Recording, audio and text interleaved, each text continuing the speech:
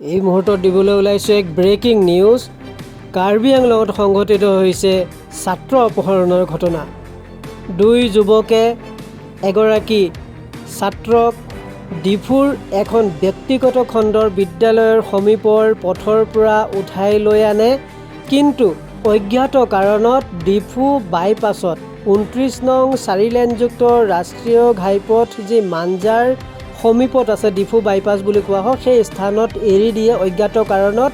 পৰৱৰ্তী সময়ত কিশোৰ ছাত্ৰগৰাকীয়ে খোজকাঢ়ি প্ৰায় 39 কিলোমিটাৰ দূৰত্বত অৱস্থিত বকুলীয়াঘাট নগৰৰ মাজমজিয়াৰ বজাৰত আহি উপস্থিত হয় আৰু সেই সময়ত কিশোৰগৰাকীক সোধপোছ কৰাত ওলাই পৰে যে কিশোৰগৰাকীক ডিফুৰ বিদ্যালয়ৰ সমীপৰ পথৰ পৰা অপহৰণ কৰা হৈছে।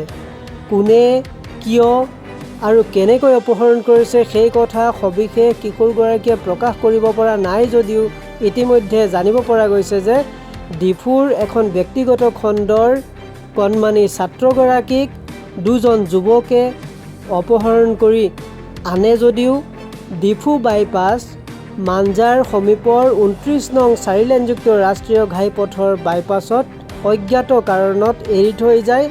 এতিয়ালৈকে ঘটনাৰ সবিশেষ পোহৰলৈ অহা নাই যদিও কিশোৰগৰাকীয়ে এনেকৈ প্ৰকাশ কৰিছে যে কিশোৰগৰাকীক ডিফুৰ পৰা অপহৰণ কৰা হৈছে। কোনে, কিয় অপহৰণ কৰিছে সেই কথা এতিয়াও পোহৰলৈ অহা নাই। ইতিমধ্যে কিশোৰগৰাকীক বকুলীয়াঘাট আৰক্ষীয়ে চমজি লৈছে। পুনৰ উল্লেখ কৰিছোঁ, এগৰাকী কিশোৰ ছাত্ৰক অপহৰণ কৰা হৈছে ডিফুৰ মাজমজিয়াৰ পৰা। কাৰ্বি আংলঙত অপহৰণ কাণ্ড বুলি কোৱা হৈছে। ডিফুৰ মাজমজিয়াৰ এখন ব্যক্তিগত বিদ্যালয়ৰ ছাত্ৰ এগৰাকীক দুজন যুৱকে অপহৰণ কৰি তাৰ পৰা আঁতৰি যায়। পৰৱৰ্তী সময়ত ডিফু বাইপাছ অৰ্থাৎ মাঞ্জাৰ সমীপৰ 29 নং 4 লেনযুক্ত ৰাষ্ট্ৰীয় ঘাইপথৰ কাষত এৰি থৈ যায় অজ্ঞাত কাৰণত। পৰৱৰ্তী সময়ত কিশোৰ ছাত্ৰগৰাকীয়ে খোজকাঢ়ি প্ৰায় 39 কিলোমিটাৰ পথ অতিক্ৰম কৰি বকুলীয়াঘাট নগৰৰ মাজমজিয়াৰ বজাৰত উপস্থিত হয়। স্থানীয় লোকে সোধপোছ কৰাত কিশোৰ ছাত্ৰগৰাকীয়ে নিজকে ডিফুৰ এখন ব্যক্তিগত খণ্ডৰ বিদ্যালয়ৰ ছাত্ৰ বুলি পৰিচয় দিয়ে আৰু দুগৰাকী যুৱকে তেওঁক অপহৰণ কৰি ডিফু বাইপাছত এৰি দিয়া বুলি প্ৰকাশ কৰে। তীব্ৰ চাঞ্চল্যকৰ ঘটনা। ইতিমধ্যে বকুলীয়াঘাট আৰক্ষীক স্থানীয় লোকে অৱগত কৰাৰ পাছত বকুলীয়াঘাট আৰক্ষীয়ে কিশোৰগৰাকীক চমজি লয় আৰু পৰিয়ালক যোগাযোগ অব্যাহত ৰাখে। অতি চাঞ্চল্যকৰ ঘটনা বুলি ক'ব লাগিব। ডিফুৰ এখন বিদ্যালয়ৰ ব্যক্তিগত খণ্ডৰ বিদ্যালয়ৰ ছাত্ৰ এগৰাকী কিশোৰ ছাত্ৰগৰাকীক দুগৰাকী যুৱকে অপহৰণ কৰি ডিফুৰ বাইপাছত এৰি থৈ যায় অজ্ঞাত কাৰণত। পৰৱৰ্তী সময়ত 39 কিলোমিটাৰ খোজকাঢ়ি আহি বকুলীয়াঘাটত উপস্থিত হোৱাত স্থানীয় লোকৰ সন্দেহবশতঃ স্থানীয় লোকে ছাত্ৰগৰাকীক সোধপোছ কৰাত অপহৰণ কাণ্ডৰ ঘটনা পোহৰলৈ আহে। ইতিমধ্যে বকুলীয়াঘাট আৰক্ষীয়ে ছাত্ৰজনক চমজি লয় আৰু আত্মীয়ৰ সৈতে পৰিয়ালৰ সৈতে যোগাযোগ অব্যাহত ৰাখে। ঘটনা সন্দৰ্ভত বকুলীয়াঘাট আৰক্ষীৰ তদন্ত অব্যাহত আছে।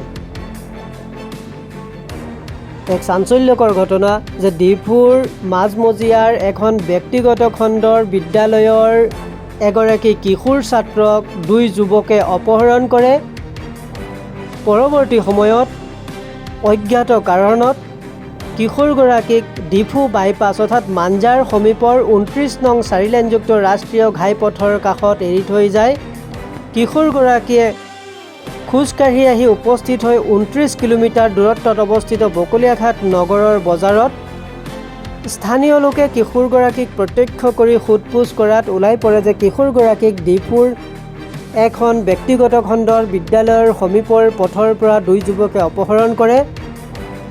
তীব্ৰ চাঞ্চল্যকৰ ঘটনাটোৰ পাছতেই স্থানীয় লোকে বকুলীয়াঘাট আৰক্ষীক অৱগত কৰে। আৰক্ষীয়ে কিশোৰগৰাকীক ইতিমধ্যে চমজি লৈছে। আৰক্ষীয়ে এক তদন্ত আৰম্ভ কৰিছে। কোনে, কিয় আৰু কেনেকৈ এই অপহৰণ কাণ্ড সংঘটিত কৰিলে ইতিমধ্যে আৰক্ষীয়ে জানিব পাৰি পৰিয়ালৰ সৈতে যোগাযোগ অব্যাহত ৰাখিছে।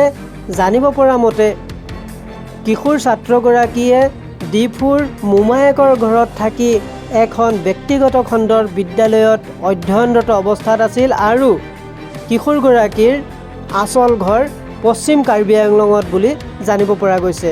ইতিমধ্যে ঘটনা সন্দৰ্ভত আৰক্ষীয়ে জোৰ তদন্ত অব্যাহত ৰাখিছে যে এই অপহৰণ কাণ্ডৰ সৈতে কোন দুই যুৱক জড়িত, কেনেকৈ এই অপহৰণ কাণ্ড সংঘটিত কৰিলে, কিয় আৰু কি উদ্দেশ্যত এই কিশোৰ ছাত্ৰগৰাকীক অপহৰণকাৰীয়ে বাছি ল'লে সেয়া তদন্ত অব্যাহত আছে।